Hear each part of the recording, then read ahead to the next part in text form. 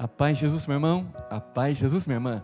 Estamos iniciando mais uma formação aqui do nosso catecismo da Igreja Católica. Sou Paulo, aqui da comunidade Missão Cairós. Nós estamos unidos em nome do Pai, do Filho e do Espírito Santo. Amém. Vamos orar para que Deus venha preparar o nosso coração para recebermos esta formação. É necessário nos formarmos verdadeiramente como homens de Deus e as mulheres como mulheres de Deus. Vamos rezar pedindo a intercessão de Nossa Senhora. Mãe Santa, Mãe amada, Mãe querida, ajuda-nos neste momento a mergulharmos nesta formação. Que esta formação gere mudança de vida em nós, frutos em nós, frutos do reino de Deus. Por isso nós pedimos a tua santa e poderosa intercessão. Ave Maria, cheia de graça, o Senhor é convosco. Bendita sois vós entre as mulheres, e bendito é o fruto do vosso ventre, Jesus. Santa Maria, Mãe de Deus, rogai por nós, pecadores, agora e na hora de nossa morte. Amém. Amém, meus irmãos, amém, minhas irmãs. Nós estamos aqui dando continuidade na formação do catecismo. Eu estou aqui com ele. Quero, mais uma vez, mergulhar, ter a graça de mergulhar aqui nesses parágrafos do catecismo, aonde eles vão nos moldando, vão nos doutrinando, vão nos ensinando. Amém, gente? Então vamos lá. Hoje nós vamos começar aqui no parágrafo 541. Então esta formação está sendo iniciada no parágrafo 541. Aonde vai dizer, o reino de Deus está próximo. Como eu sempre falo, vamos fazer um resumo aqui. Depois, se você quiser pegar o seu catecismo e ler parágrafo por parágrafo o que foi falado nesta formação, vai ser melhor para você. Eu vou fazer um resumo para que você entenda esses parágrafos, ajudar você a mergulhar no ensinamento que a Igreja Católica nos traz. Vamos lá? O reino de Deus está próximo.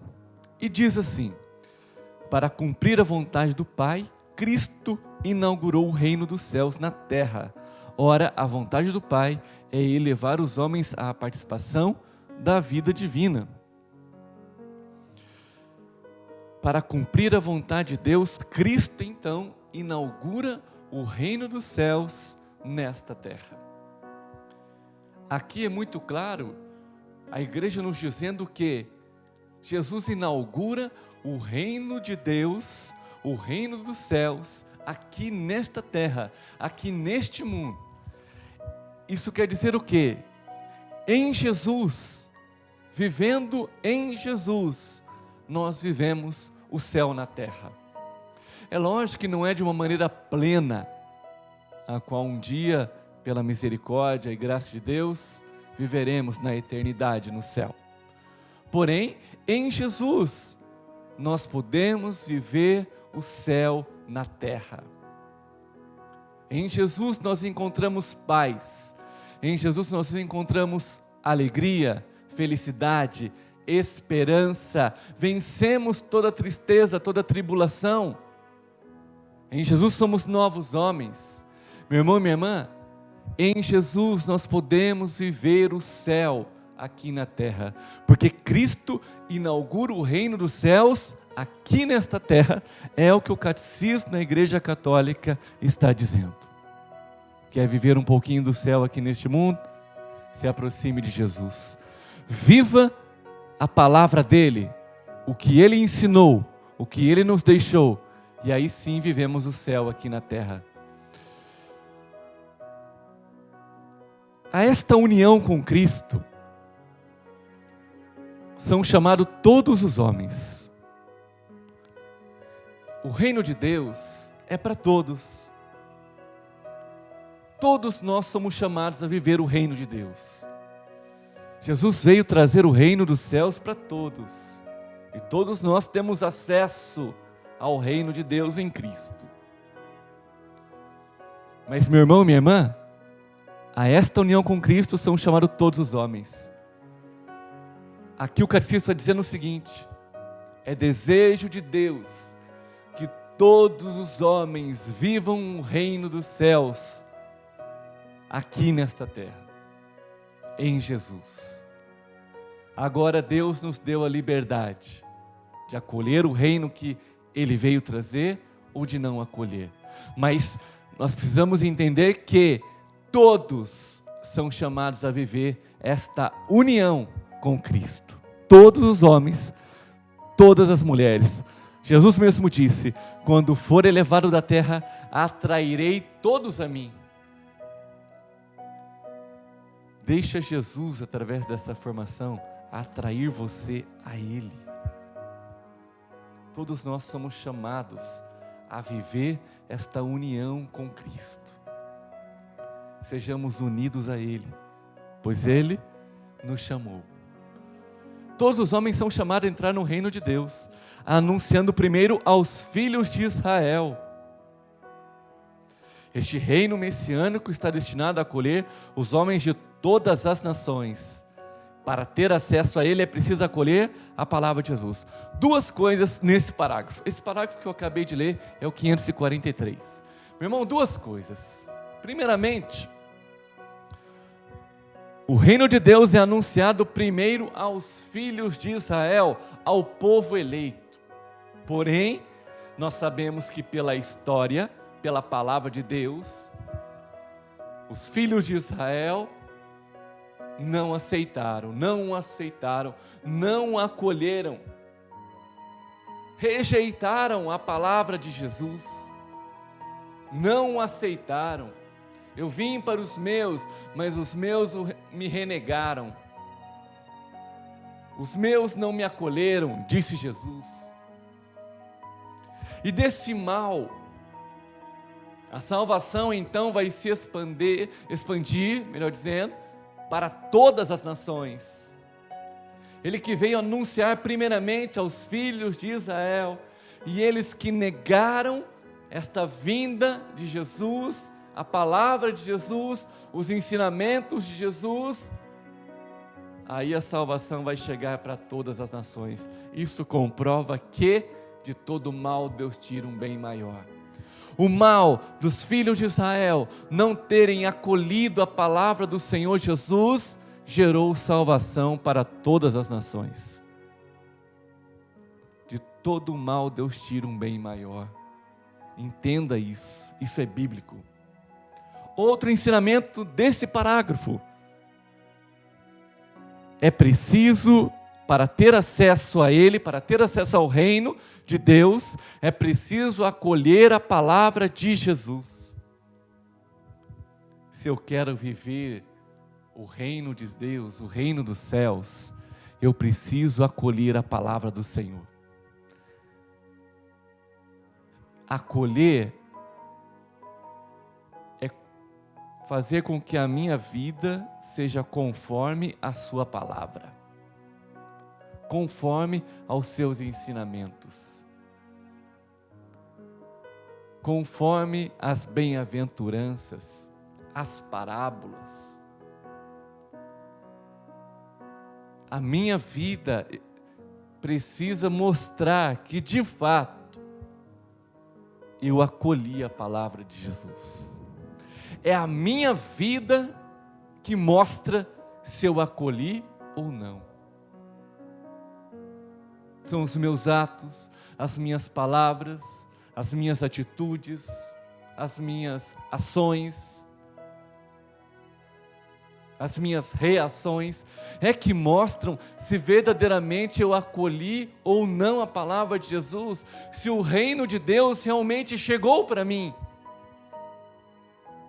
Quando o reino de Deus chega para alguém, causa mudança de vida. Faça um exame de consciência. Será que eu estou vivendo a palavra do Senhor Jesus? Eu acolhi realmente a palavra que Ele trouxe? A minha vida está conforme a sua palavra ou não? O reino pertence aos pobres e aos pequenos, isto é, aos que acolheram com um coração humilde. Jesus é enviado para evangelizar os pobres, declara-os os bem-aventurados, pois o reino dos céus é deles. Foi aos pequenos que o Pai se dignou revelar o que permanece escondido aos sábios e aos entendidos. Jesus escolheu os pobres. Felizes os pobres de espírito, porque deles é o reino dos céus. O que é ser pobre de espírito? É reconhecer que eu dependo tudo do Senhor. Sem o Senhor, eu não sou nada. Sem o Senhor, eu nada posso. Eu dependo dEle. Sendo assim, eu confio plenamente nele. Isto é ser pobre, humilde, acolher. Deus resiste aos soberbos e acolhe os humildes.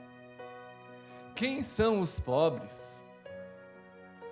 Os pobres são aqueles que não têm ninguém a favor deles, são excluídos, condenados.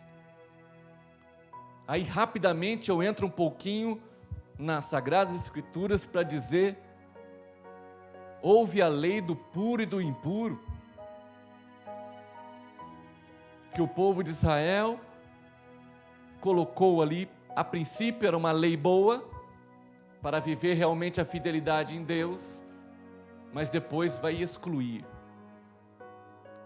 A lei do puro e do impuro, haviam mais de 600 regras, 600 mandamentos, e quem descumprisse um deles, precisava ir ao templo, fazer o sacrifício, para ficar puro novamente. Esse sacrifício tinha que ser comprado um animal, e aí você comprava ali mesmo. Lembra Jesus expulsando os vendedores ali do templo? Ali virou um grande comércio, se comprava o animal ali mesmo para o sacrifício. Mas e quem era pobre? E quem não tinha condição de comprar um animal para fazer o sacrifício? Sabe o que acontecia? Aí não era feito o sacrifício. Aí era considerado impuro. Era considerado alguém fora da graça de Deus.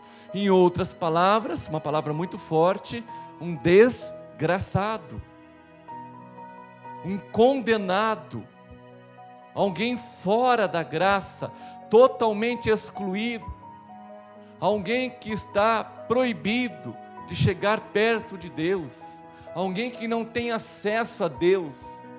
Jesus, sabendo de tudo isso, ele veio evangelizar os pobres. Ele veio dizer: eu vim para os excluídos, eu vim para os injustiçados, eu vim para os doentes, eu vim para aqueles que são oprimidos, são rejeitados pela humanidade. Jesus veio para eles. Jesus veio para fazer justiça para aqueles a qual ninguém fazia justiça por eles. Aprendamos com esta formação. Jesus veio socorrer aqueles que não podem ser socorridos por ninguém. Ele nos socorre, Ele nos faz justiça, Ele quebra toda a opressão, toda a condenação. Ele veio também para os pecadores. Eu não vim para os justos, mas eu vim para os pecadores. Jesus convida os pecadores à mesa do reino. Eu não vim chamar os justos, mas os pecadores. Convida-os à conversão. Vamos pegar um exemplo de alguém ali no Evangelho, que é totalmente excluído, condenado, odiado, a qual ninguém olhava para ele. E Jesus olha para esta pessoa e dá a graça dela se arrepender, de se levantar e de começar uma nova história agora ao seu lado. Vamos pegar um exemplo no Evangelho. Mateus capítulo 9, versículo 9, vai contar a história de um homem chamado Mateus. Mateus está sentado na coletoria de impostos. Rapidamente eu vou explicar. Os romanos dominaram toda aquela terra, a Terra Santa, Canaã, a terra de Israel. Eles dominaram essa terra e os judeus precisavam pagar impostos para ter a liberdade na sua vida, aos seus cultos a Deus, as suas práticas a Deus. Para isso eles têm que pagar impostos. Nisso, os romanos contratam pessoas para cobrar esses impostos. E eles contratam pessoas do povo dos judeus, os próprios judeus. E quem aceitava esse tipo de trabalho era considerado um traidor da sua nação, um traidor da sua raça, do seu povo. E o que os romanos ofereciam a essa pessoa era que ele poderia cobrar algo a mais do imposto que era pedido. Então era considerado um traidor e um ladrão. Mateus está nessa situação. Ele está sentado na coletoria de impostos. Ele é considerado um traidor. Ele é odiado pelos judeus.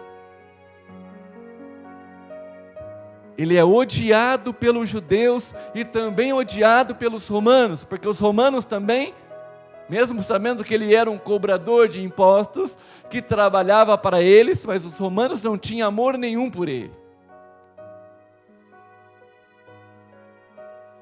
Mateus se vende. Para Mateus não tem salvação. Ele está sentado na coletoria de impostos. Todos que passam por ele desviam o olhar, pois afinal é alguém que para os judeus não presta, um traidor. Jesus passa um dia pela vida de Mateus. Olha para Mateus como ninguém jamais olhou. O olhar de Jesus muda a vida de Mateus. O olhar de Jesus leva a Mateus a oportunidade de um arrependimento. Ao olhar os olhos de Jesus, Mateus se arrepende. Mateus segue, Mateus se levanta da onde ele está e segue Jesus. Mateus deixa de ser um cobrador de impostos para se tornar um discípulo de Jesus. Como ele disse, eu vim para os pecadores, eu não vim para os justos. A igreja nos ensina aqui, quando diz que ele vem para os pecadores, é que para Jesus não existe caso perdido. Para o povo de Israel, Mateus era um caso perdido. Para Jesus não. Para Jesus não existe caso perdido. Ele é especialista em casos que aparentemente parecem perdidos. Ele mudou a história de Mateus. O olhar de Jesus cura, converte, liberta, nos convida a um arrependimento. Que nesta formação, Jesus possa te olhar, você possa enxergar os olhos dele para você. O olhar de Jesus sobre a sua vida. Que o olhar do Senhor te leve neste momento a um arrependimento. E que você se levante como um homem novo e uma mulher nova neste momento. Amém? Ele o convida a entrar no reino por meio de parábolas. Por que Jesus usava as parábolas, esse modo de evangelizar? Posso até dizer um gênero literário, parábola. Por que Jesus usava disso? Em primeiro lugar, no centro de todas as parábolas, de uma maneira secreta, Jesus e o reino dos céus está presente. Em todas as suas parábolas, o próprio Jesus, ou o reino dos céus, está presente. Está aqui. Jesus e a presença do reino neste mundo estão secretamente no coração das parábolas. Está aqui no parágrafo 546. As parábolas são como espelhos para o homem e a mulher. Jesus usa das parábolas, e na parábola a pessoa se enxerga naquela situação. É uma maneira muito forte, quando a pessoa se vê naquela situação, é um convite para aceitar Jesus e mudar de vida. As parábolas são como espelhos para o homem. Este acolhe a palavra como um solo duro ou como uma terra boa? Interrogação. Muitas das parábolas nós nos vemos nela. Olha a parábola do filho pródigo. Olha a parábola do semeador que saiu para semear. Uma parte caiu num solo pedregoso, espinhoso, à beira do caminho. E depois outra parte caiu em terra boa. E naquela parábola Jesus vai nos ensinar, vai fazer a gente enxergar como está o nosso coração. É pedregoso? É espinhoso?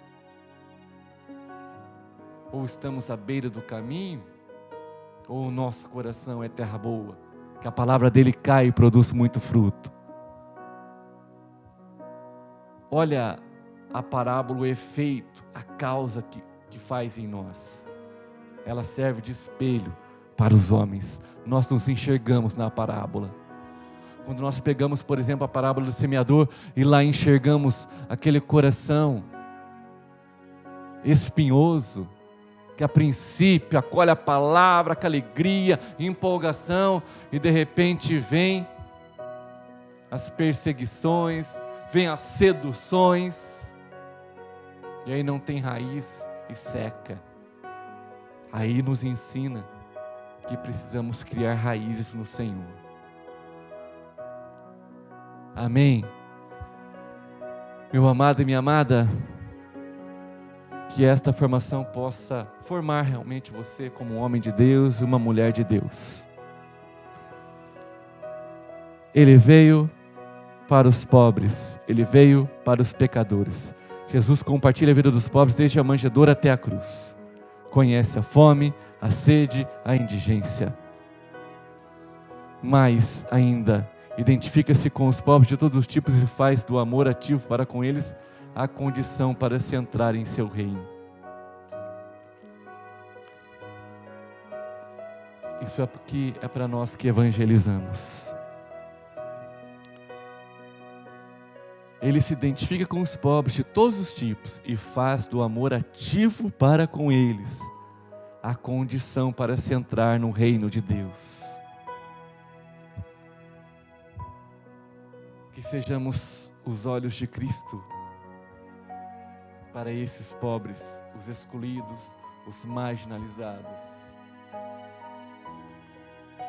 Que sejamos a presença de Deus, possamos levar a presença de Deus para eles. Isso é condição para entrar no reino dos céus.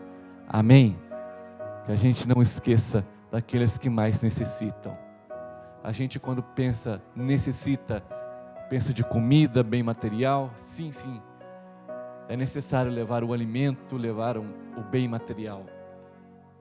Mas tem muitos que estão morrendo por falta de um carinho, de um ouvido para escutar, de um abraço, de uma palavra de consolo, da palavra de Deus.